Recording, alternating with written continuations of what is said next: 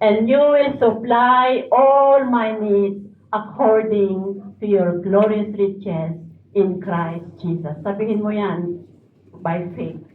Galing sa puso mo. And God will make a way for us to bless us. Alam niyo po yun? God will make a way. Yung awit ay na, God will make a way when it seems there is no way. He works in ways we cannot see. He will make a way for me. Amen? He will make a way for us. He can use other people to bless us. Amen? Dahil naranasan ko po na yun, mga kapatid. Kasi lahat po tayo nag-i-struggle kung minsan ng financial. Gusto ko sanang ibigay yung aking tithe, pero Lord, no. No way. Bibigay ko rin sa'yo itong tithe ko.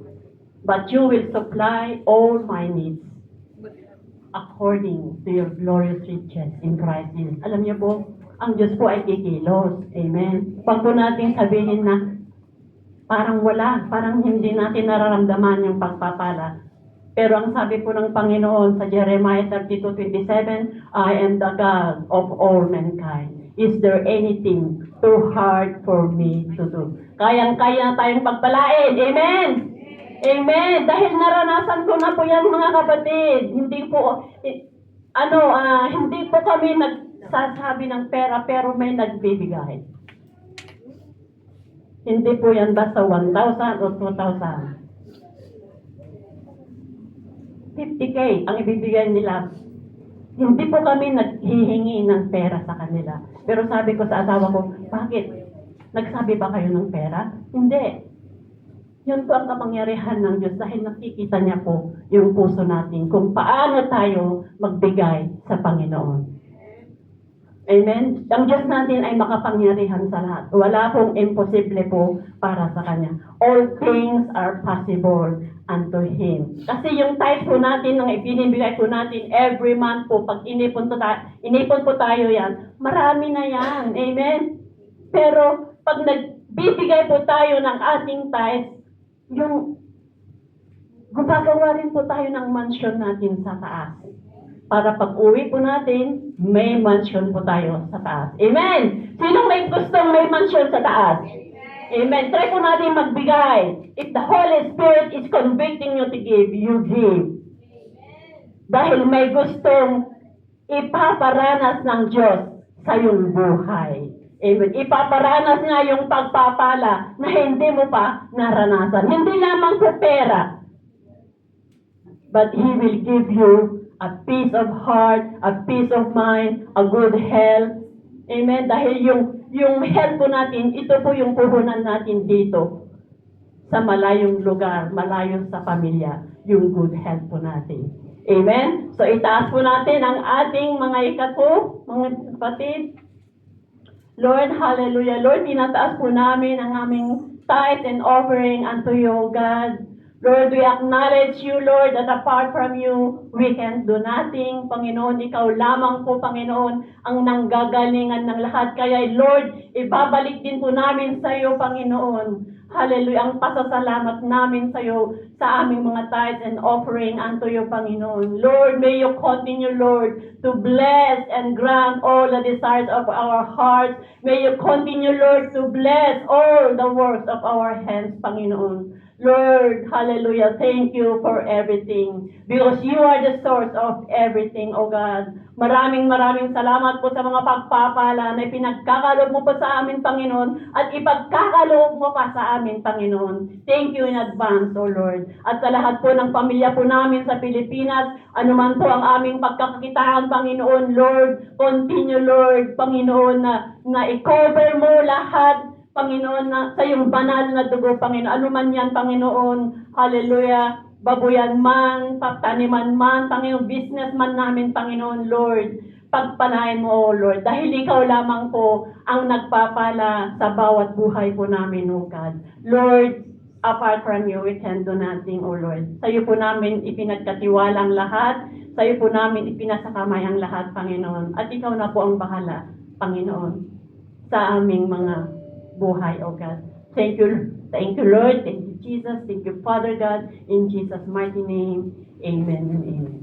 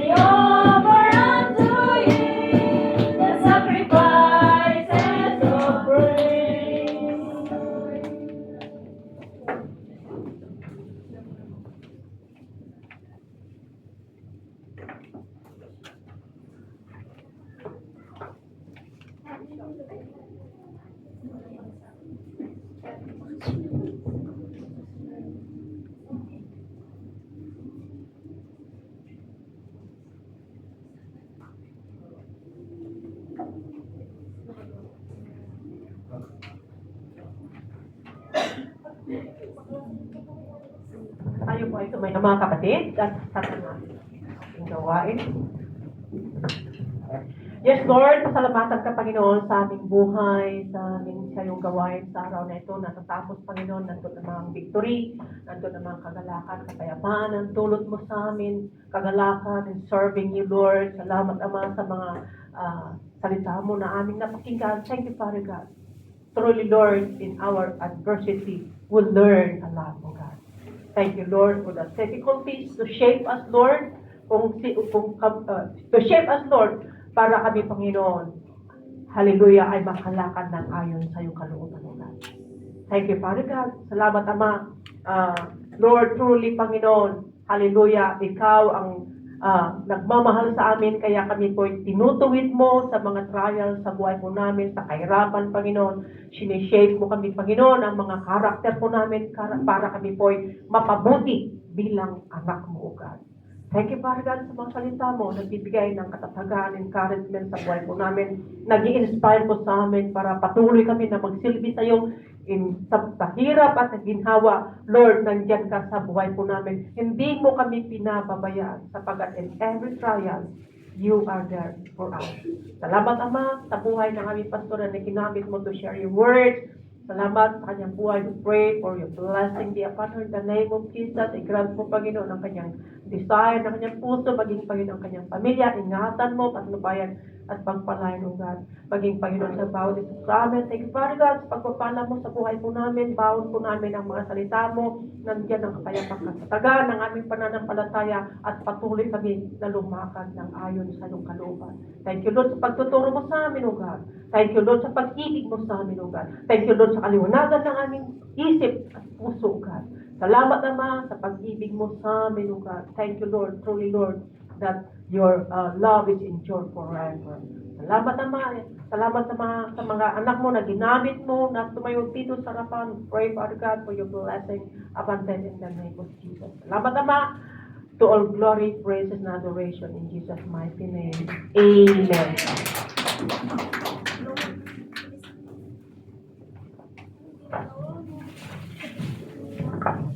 Are we blessed? Lahat po ng pinagpala ay sama-samang umawit. Our thanksgiving only belongs to our Savior, our Redeemer. Lahat po tayo ay sama-samang umawit para pasalamatan ang katagumpayan ng gawain natin sa umagang ito. My Savior! My Savior, Redeemer, lifted me from the miry clay, Almighty, forever. I will never be the same 'cause you came near. From there, to the world, believe me.